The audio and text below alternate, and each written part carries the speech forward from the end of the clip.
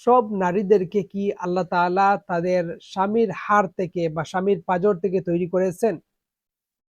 আমাদের সমাজে একটি কথা প্রচলিত আছে। অনেকেই বলে থাকেন যে সকল স্ত্রীকে তাদের স্বামীর পাঁজর থেকে তৈরি করা হয়েছে। তো এই কথাটি আসলে সঠিক কিনা?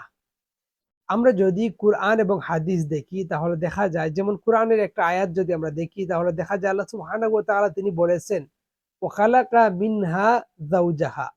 তার পাশাপাশি যদি আমরা হাদিস দেখি তাহলে দেখা যায় সহিহ বুখারীর মধ্যে উল্লেখ করা হয়েছে রাসূল সাল্লাল্লাহু আলাইহি ওয়া আলিহি ওয়াসাল্লাম তিনি বলেছেন যে, "ইন্নাল মারআতা খুলিকাত মিন দিলাইন।" অর্থাৎ আল্লাহ তাআলা নারীদেরকে কি করেছেন? হাড় থেকে তৈরি করেছেন। তো এই হাদিস এবং আমরা যদি কোরআনের আয়াত দেখি, কোরআনের আয়াতের ব্যাখ্যা দেখি, হাদিসের ব্যাখ্যা দেখি তাহলে দেখা যায় এখানে আল্লাহ সুবহানাহু ওয়া তাআলা যেই কথাটি বলেছেন এখানে মহিলাদেরকে সৃষ্টি করা হয়েছে হাড় থেকে বা তার থেকে। তো এখানে আল্লাহ তাআলা নবী আদম আলাইহিস সালাতু ওয়াস সালামের কথাকে উল্লেখ করা হয়েছে। যে আল্লাহ তাআলা হাওয়া আলাইহাস সালামকে আল্লাহ তাআলা আদম আলাইহিসসালাম থেকে তৈরি করেছেন বা সৃষ্টি করেছেন, বা আদম আলাইহিসসালামের ওই হাড় থেকে বা পাঁজর থেকে আল্লাহ তাআলা হাওয়া আলাইহাসসালামকে তৈরি করেছেন। তো এখানের হাদিস এবং আয়াতগুলো ওই ঘটনাকেই উল্লেখ করা হয়েছে। সকল তাফসীরের কিতাবে এই কথাটি বলা হয়েছে প্রায়।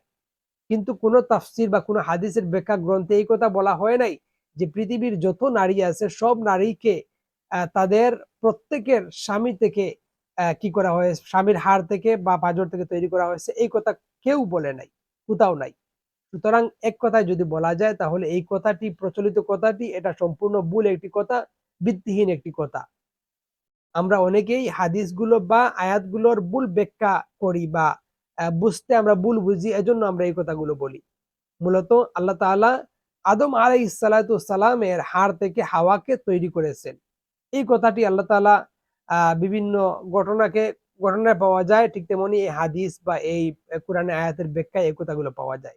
তার পাশাপাশি যদি আমরা কিছু যৌক্তিক কথা দেখি তাহলে দেখা যায় যে অনেক এই কথাটা ভুল প্রমাণিত হবে। কিভাবে? যেমন অনেক মহিলা বা অনেক আ মেয়ে দেখা যায় যে ছোট অবস্থায় মারা যায়।